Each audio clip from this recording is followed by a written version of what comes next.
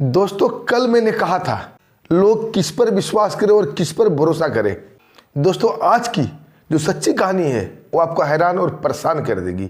आज की कहानी एक खूबसूरत पढ़ी लिखी लड़की की है जिसको अपने परिवार में, चाहे वो मायका हो या ससुराल हो, सुंदर लड़की से बहुत चिढ़ थी, बहुत जलन थी, बहुत दुश्मनी थी।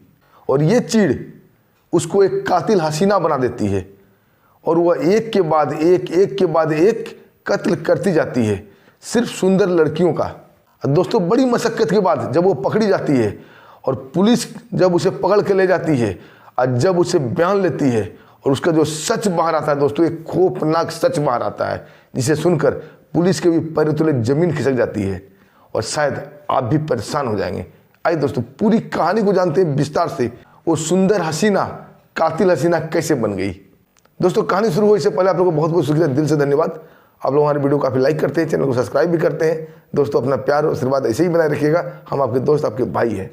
दोस्तों, ये कहानी हरियाणा के पानीपत और सोनीपत की है, क्योंकि जो लड़की थी जिसका नाम था पूनम, वो सोनीपत की रहने वाली थी और उसकी शादी पानीपत के एक लड़के जिसका नाम था नीरज, उससे हो जाती है।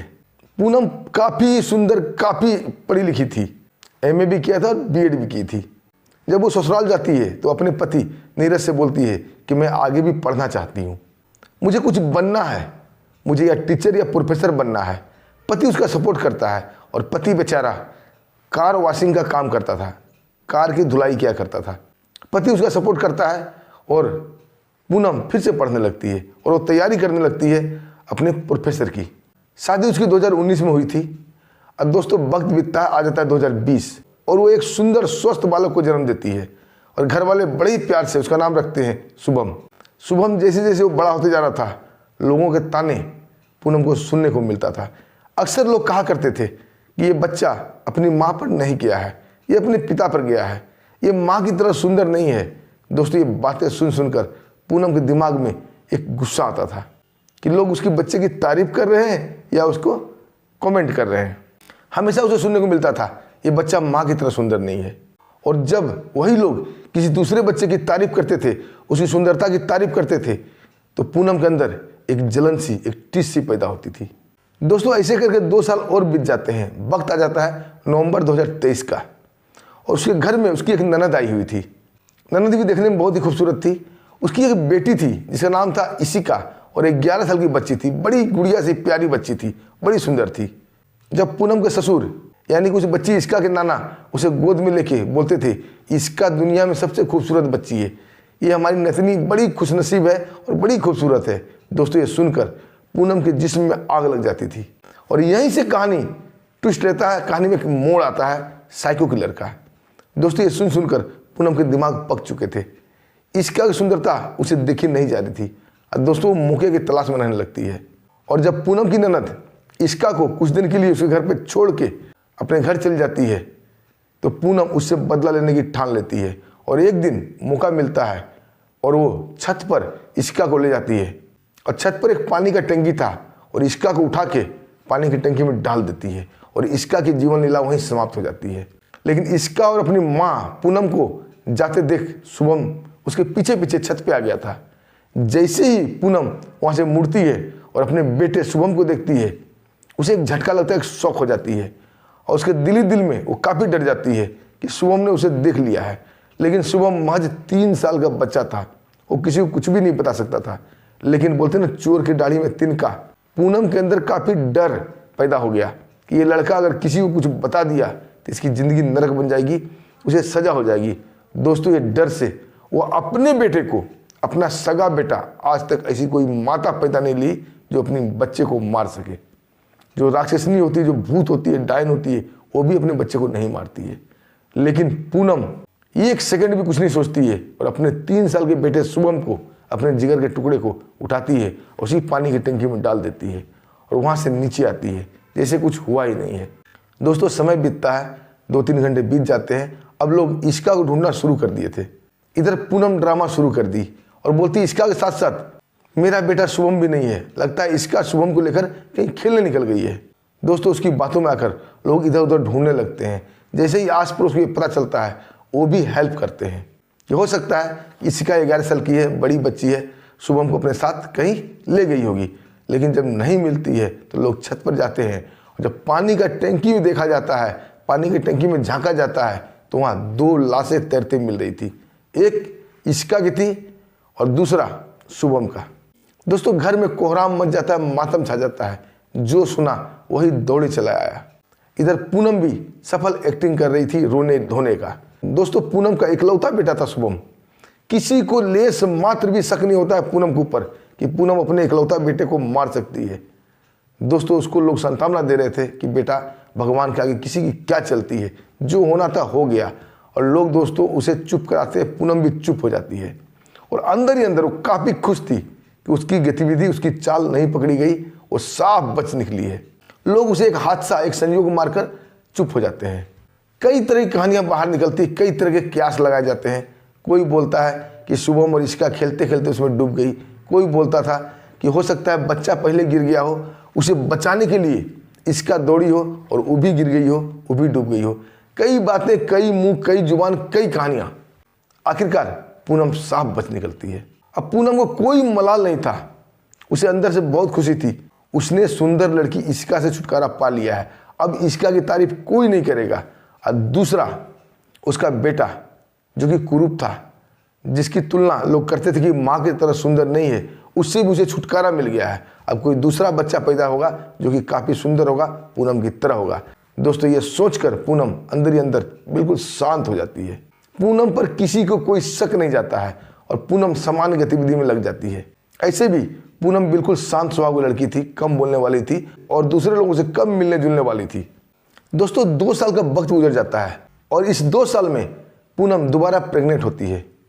इस बार उसका पति नीरज उसे मायका पहुंचा देता है ताकि बच्चे की डिलीवरी वहाँ अच्छे से हो सके और लोग मायके वाले उसका ख्याल रख सके, क्योंकि घर में पूनम की सास ससुर से नहीं पड़ती थी। इस वजह से उसका पति नीरज उसे मायके छोड़ाया और मायके में उसका एक चचेरा भाई था। उसकी भी एक बेटी थी जिसका नाम था जिया और 6 साल की थी। काफ़ी चंचल स्वभाव, काफ़ी खूबसूरत। और जिया की मम्मी पूनम की देखभाल करती थी। अब पूनम ने एक सुंदर सा बच्चा को जन्म दिया। बच्चा भी कुछ ही दिनों का था, उसकी देखभाल हो रही थी और दोनों स्वस्थ थे। और उस बच्चे को देखने के लिए अगल बगल की महिलाएं, जेंट्स सब आते थे। उस बच्चे को देखते थे और बच्चे के साथ साथ जो वहाँ जिया थी उसकी काफ़ी तारीफ करते थे कि जिया एकदम बिल्कुल परी की तरह लगती है, गुड़िया बड़ी होकर बड़ी खूबसूरत होगी। दोस्तों ये बात सुनते ही फिर से पूनम के अंदर शैतान जाग जाता है। फिर से उसके अंदर साइको किलर उत्पन्न हो जाता है। अब उसका निशाना, उसका टारगेट जिया हो गई थी। अब पूनम मन ही मन सोचने लगती है कि लोग जिया की तारीफ क्यों करते हैं, मैं जिया को भी रास्ते से हटा दूंगी। अब दोस्तों पूनम ताक में रहने लगी थी और फिराक में रहने लगी थी, कब मौका मिले और जिया का काम तमाम कर दे। दोस्तों एक दिन घर में कोई नहीं था और जिया बाहर बरामदे में खेल रही थी। पूनम अगल बगल में देखती है, कोई उसे नजर नहीं आता है और जिया को उठाती है और घर के बाहर ही एक जानवरों को पानी पिलाने के लिए एक टैंकी बना हुआ था, जो गाय भैंस को पानी पिलाया जाता था। उसमें पानी हमेशा भरा हुआ रहता था, उसमें उसको डाल देती है और तब तक उसे दबा के रखती है जब तक उसके प्राण पेखरू नहीं उड़ जाते हैं। और जिया वहीं दम तोड़ देती है। उसे पानी के टंकी में ही छोड़कर पूनम घर में आ जाती है। दोस्तों कुछ वक्त बीतता है, किसी की नज़र वहाँ जाती है। अब फिर से कोहराम मच जाता है घर में। जिया पानी की टंकी में डूबकर मर गई है। दोस्तों लेकिन इस बार मंजर बदला हुआ था, कोहराम तो मच गया था। लोग बार बार यही सोच रहे थे कि एक ही घटना को बार बार क्यों दोहराया जा रहा है, इसके घर में जो भी बच्चा है उसका मौत पानी की टंकी में डूबकर क्यों हो रहा है। दोस्तों कई तरह के लोग कई तरह की बातें, कोई भूत प्रेत का बाधा बताता है, कोई जादू टोना बताता है, कोई घर को श्रापित बताता है कि आखिर एक ही तरह घटना क्यों हो रहा है। कोई तो यहाँ तक बोलता था इस घर में अतृप्त आत्मा जो बच्चे का घूम रहा है वो इसे मार रहा है। दोस्तों लोग बाग डर जाते हैं, कोई हवन, कोई पूजा पाठ, कोई कुछ करने की सलाह देता है। लेकिन पूनम के चचेरे भाई को अब पूनम के ऊपर शक हो गया था। क्यों? क्योंकि पूनम जहाँ जाती है वहीं बच्चे की हत्या होती है, वो भी पानी में डूबकर। 1-2 आदमी से वो शेयर भी करता है, लेकिन वो आदमी उसे डांट देता है कि कैसे पागलों जैसी बातें कर रहे हो। पूनम भला बच्चे को क्यों मारेगी? पूनम का खुद का इकलौता बच्चा पानी में डूब मरा। अरे तुम्हें शर्म है कि नहीं है? तुम अपनी बहन पर इल्जाम लगा रहे हो। दोस्तों डर से उसका चचेरा भाई चुप हो जाता है, लेकिन उसके अंदर दिमाग में शक का कीड़ा कुलबुला रहा था कि पूनम जहाँ भी जाती है वहीं बच्चे डूब के मरते हैं, आखिर कुछ तो माजरा है। दोस्तों ये बात आई गई हो जाती है, पूनम वापस अपने कुछ महीने के बच्चों को लेकर अपने ससुराल आ जाती है। फिर वो सामान्य थी, कोई उस पर शक नहीं कर सकता था, बिल्कुल समान दर्शा रही है। दोस्तों वक्त आ जाता है नवंबर 2025 का, और पूनम के पति नीरज के मामा के घर में शादी थी, और मामा के एक बेटा और एक बेटी की शादी, यानी कि दो शादियां एक ही घर में थी।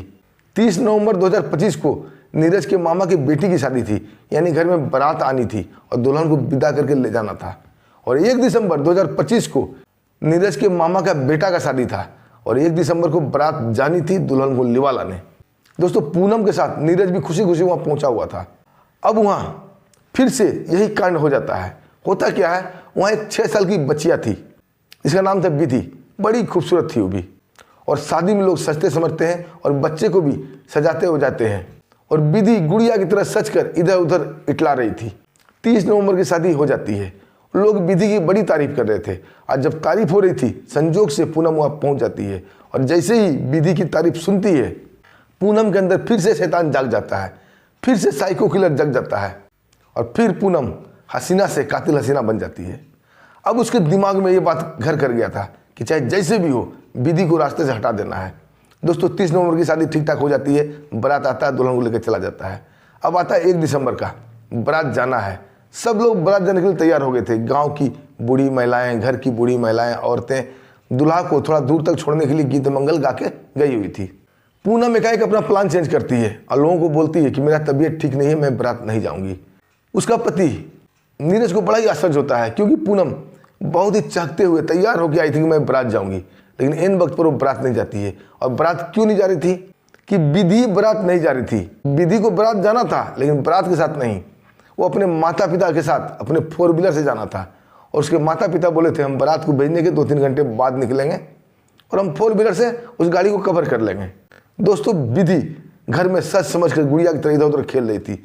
घर की औरतें, बड़े बुजुर्ग जो भी थे, सब दुल्हा को वहाँ छोड़ने गए हुए थे। घर में कोई भी नहीं था, घर में सिर्फ थी विधि और पूनम। दोस्तों ये पूनम को ये मौका बहुत अच्छा लगता है। अब वो ढूंढने लगती कि इसको मारा कहाँ जाए। तभी स्टोर रूम में जाती है, वहाँ एक छोटा सा बाथरूम था और एक बाथ टब भी रखा हुआ था, जो छोटे बच्चे को नहलाया जाता है। वो जाती है स्टोर रूम में, पहले वो टब को पानी से भर लेती है और विधि को ज़बरदस्ती उठा कर वहाँ ले जाती है।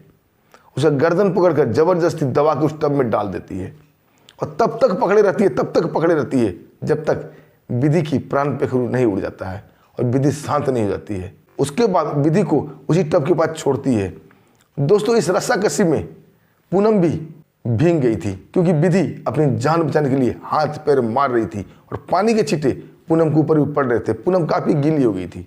उसके बाद जब वो मर जाती है विधि, तो पूनम बाहर निकलती है, स्टोर रूम को बाहर से बंद करती है और अपना ड्रेस चेंज करने जाती है। तभी घर की कई बूढ़ी महिलाएं उसे देख लेती है। अब बोलती है बेटा पूनम तुम्हारा कपड़ा कैसे गीला हो गया।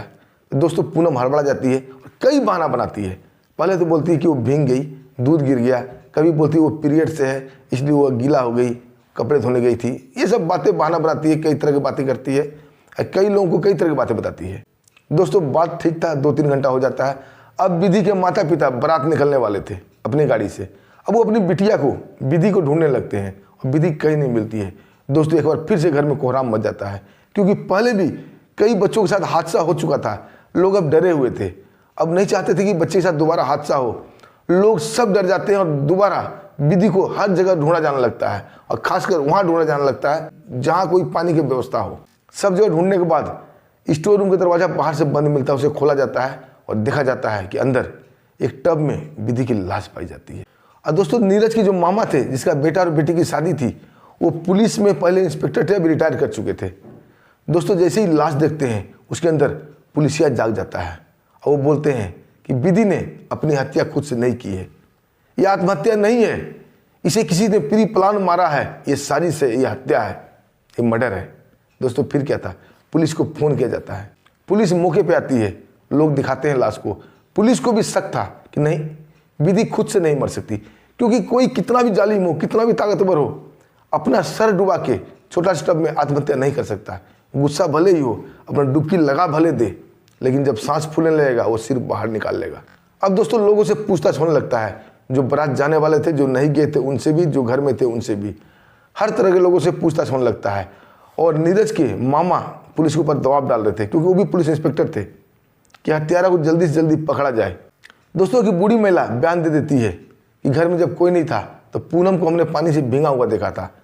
जब पूनम से बयान लिया जाता है तो पूनम कई तरह का बयान देती है। दोस्तों पुलिस वाले का शक भी पूनम के ऊपर चला जाता है। और इसी वक्त पर जो उसका चचेरा भाई था, जिसकी बेटी जिया की हत्या की थी पूनम, उससे पहले से शक था पूनम के ऊपर, और इस शादी में वो भी आया हुआ था। वो पुलिस के दरोगा को एक साइड में ले जाकर बोलता है कि हमें पूनम के ऊपर शक है, और अपनी बेटी का हत्याकांड के बारे में बताता है। दोस्तों पुलिस का दरोगा जब ये बात सुनता है वो भी शॉक हो जाता है। तब वो विस्तार से सारी कहानी बताता है, पहले के जो भी हत्या हुआ है वो भी बता देता है। जब पुलिस को जब सारी कहानी का पर्दाफाश होता है और जब पता चलता है कि जितना भी हत्या हुआ है सब पानी में डूब के हुआ है, और एक नहीं, दो नहीं, चार हत्या हो चुकी है, वो भी सुंदर बच्चे और बच्चियों की। दोस्तों अब पुलिस को भी पूनम के ऊपर शक हो जाता है। उसे जबरदस्ती पुलिस स्टेशन उठा कर ले जाते हैं। जब थोड़ा सख्ती किया जाता है तो पूनम कई बार अपना बयान बदल रही थी। जब उसे टॉर्चर का डर दिखाया जाता है तो पूनम अपना अपराध स्वीकार कर लेती है और बोलती है, हाँ मैंने ही बच्ची की हत्या की है। दोस्तों ये सुनकर पुलिस भी शॉक हो जाती है। तुरंत पूनम के घर वाले, उसके मामा मामी को, उसके पति को फ़ोन किया जाता है। घर के सारे सदस्य दौड़े भागे जाते हैं थाना। वहाँ जब पुलिस बताते हैं कि जो भी बच्ची की हत्या हुई है उसकी हत्या पूनम ने ही की है, दोस्तों सब लोग को घोर आश्चर्य होता है। वहाँ एक बार फिर से रोना पीटना मच जाता है। फिर से वो पुराने जख्म हरे हो जाते हैं। जिसकी बच्ची मरी थी सब रोने लगते हैं, बिलाप करने लगते हैं। जब पुलिस उनसे पूछती है कि आखिर तुम्हें बच्ची से क्या दुश्मनी है, इन्हें क्यों मारती हो।